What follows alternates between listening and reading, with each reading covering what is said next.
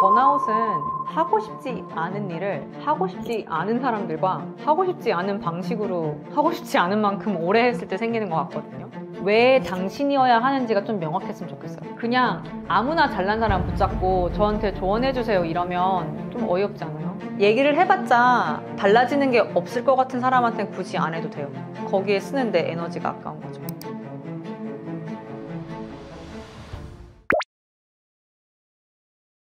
번아웃은 하고 싶지 않은 일을 하고 싶지 않은 사람들과 하고 싶지 않은 방식으로 하고 싶지 않은 만큼 오래 했을 때 생기는 것 같거든요. 그러니까 이 중에서 뭐를 계속 고쳐나가려고 노력을 해요. 그러면 하고 싶지 않은 일을 덜 하고 하고 싶은 일을 하려면 어떻게 해야 될까? 일을 하기 싫은 사람들과 안 하려면 어떻게 해야 될까? 다른 팀으로 옮기던가 프로젝트를 조금 다른 걸로 하거나 그 사람들과 관계를 회복하려고 노력을 한다던가 아니면 내가 하고 싶은 방식으로 하려면 아무래도 본인이 좀 힘이 세져야겠죠. 내가 추천하는 방식으로 그리고 궁극적으로 사실 힘든 점이 없는 회사는 없거든요. 어느 회사나 뭐 사람이 싫을 수도 있고 일이 싫을 수도 있고 다 좋은데 회사가 업계에서 너무 작아서 성장 가능성이 없을 수도 있고 완벽한 직장은 거의 없거든요. 그리고 커리어 안에서도 아무리 똑같은 완벽한 직장이어도 팀마다 너무 다르고 매니저마다 너무 다르기 때문에 번아웃이 온다고 곧바로 회사를 그만두거나 그러지 않았으면 좋겠고 좀 내가 있는 위치에서 어떤 점을 개선해 나가면 좀 더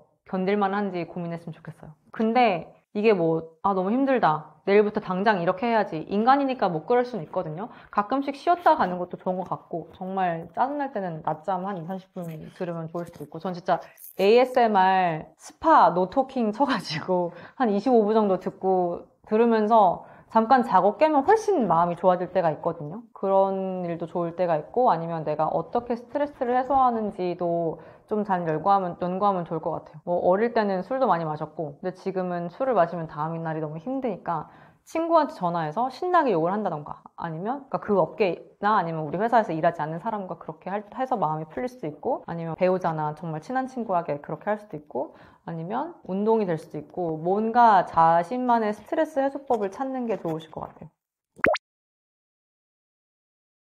가치라는 게 결국 내가 잘하고 좋아하는 것을 이 사회에서는 얼마의 가격을 매기는가인 것 같거든요. 그거를 많이 받으려면 최대한 각광받고 있는 분야에서 사회에서 필요한 인재의 수요는 높은데 아직 그걸 가진 사람이 없는 거를 자꾸 나한테 가져오려고 해야 돼요. 그러니까 이게 서플라이 앤 디맨드이기 때문에 내가 남들이 원하는 걸 최대한 많이 가지고 있고 그걸 가진 사람이 없는 분야일수록 내가 부르는 게 값이겠죠. 그래서 좀 그런 식으로 생각을 많이 하려고 해요. 어떻게 보면 내 레주메는 약간 그런 포켓몬 마스터가 되기 위한 길이고 내가 어떤 키워드를 가져와야지 내가 그렇게 될 수 있는지 좀 생각을 하려고 하는 것 같아요. 예를 들어서 제가 크리에이티브 쪽에서 일을 했는데 AI가 갑자기 터졌잖아요. 이거 무조건 내가 AI 전문가가 되어야겠다라는 생각을 가지고 그게 오늘 그런 생각이 든다고 내일 할 수 있는 게 아니거든요. 일단 AI 공부를 최대한 많이 해요. 유튜브를 보던 책을 읽던 특히 새로운 분야일수록 이걸 잘하는 사람이 많이 없기 때문에 많이 공부를 하고 그거를 티를 많이 내요. 나 AI 진짜 관심 있고 우리 팀에서 이런 쪽으로 AI 하면 좋을 것 같은데요. 이렇게 자꾸 나랑 AI와 연관이 되게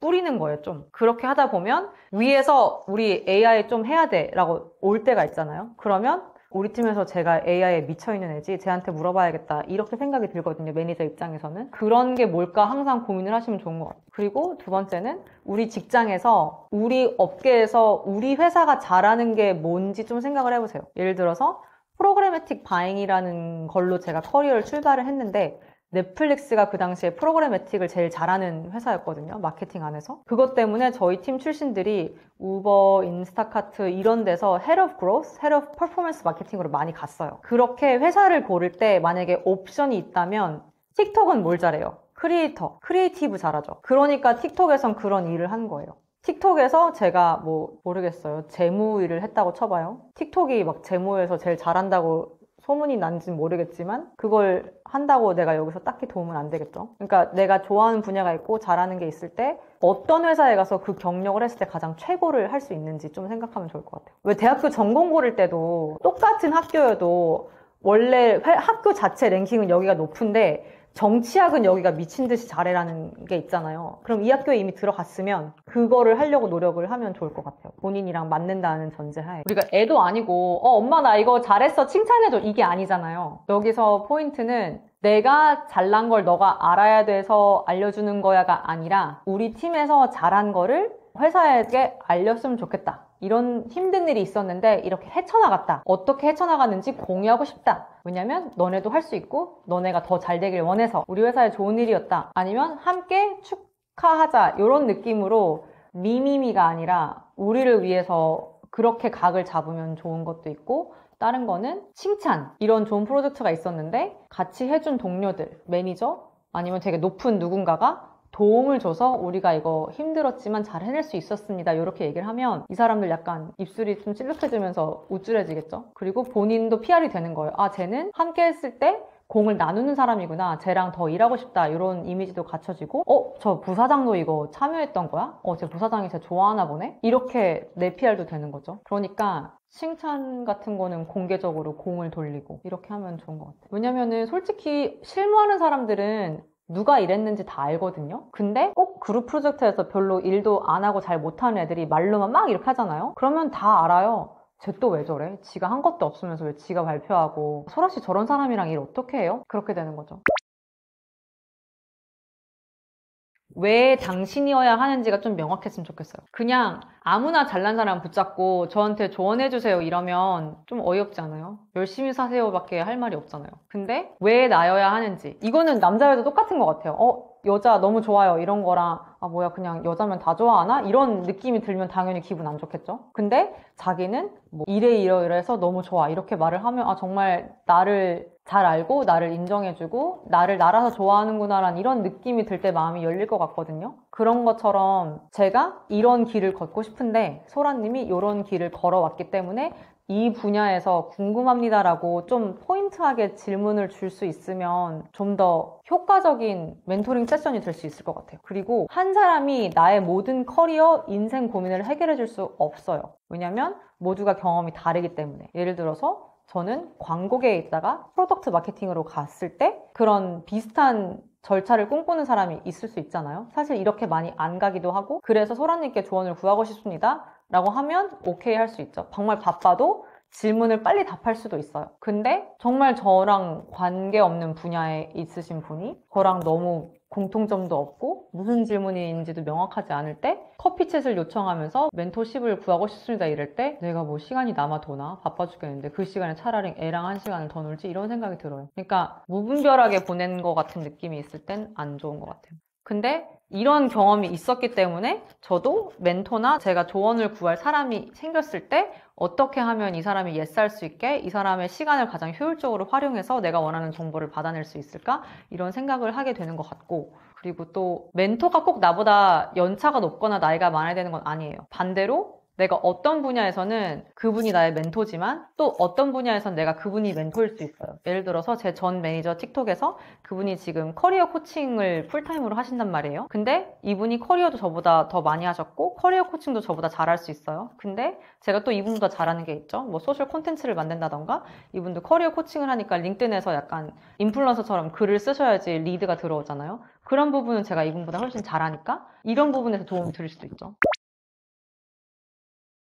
하고 싶은 말이 뭐인지에 따라 다른 것 같아요. 팀마다, 리더마다 어떤 이야기를 해줘야지, 어떻게 해줘야지 움직이는 게 있거든요. 예를 들어서 이런 피처를 만들어야 되는데 그런 피처는 이런 금전적인 영향이 있을 수 있습니다 라고 수치를 좋아하는 리더가 있고 경쟁사를 되게 신경 많이 쓰는 리더가 있어요. 제가 메타에 있었을 때 유튜브랑 트위치는 이런 게 있다. 우리만 없다. 이걸로 발끈하는 사람이 있을 수 있어요. 그리고 또 반대로 유저 피드백을 되게 중시하는 리더가 있을 수 있어요. 유저 제가 20명 인터뷰했는데 15명이나 이게 제일 중요하다고 했어요. 이걸 중요시하는 사람도 있고. 그러니까 그게 뭔지 좀 파악을 해서 그렇게 전달을 해주면 좋을 것 같아요. 그리고 꼭 하고 싶은 말을 assume good intention, 뭔가를 안 하고 있는 게 이 사람이 게으르거나 일을 못하거나 관심이 없어서 안 하는 게 아니라고 먼저 예상을 그렇게 하시면 좋을 것 같아요. 그러니까 이렇게 해야 돼요. 왜 안 해요? 이렇게 하는 게 아니라 저희가 이걸 안 하고 있는 걸 제가 봤는데 그렇게 하는 이유가 있을까요? 라고 먼저 궁금한 마음으로 다가가는 게 왜 막 오해할 수도 있잖아요. 예를 들어서 내가 지금 좀 누워있는데 엄마가 너 왜 또 공부 안 해? 이런 거랑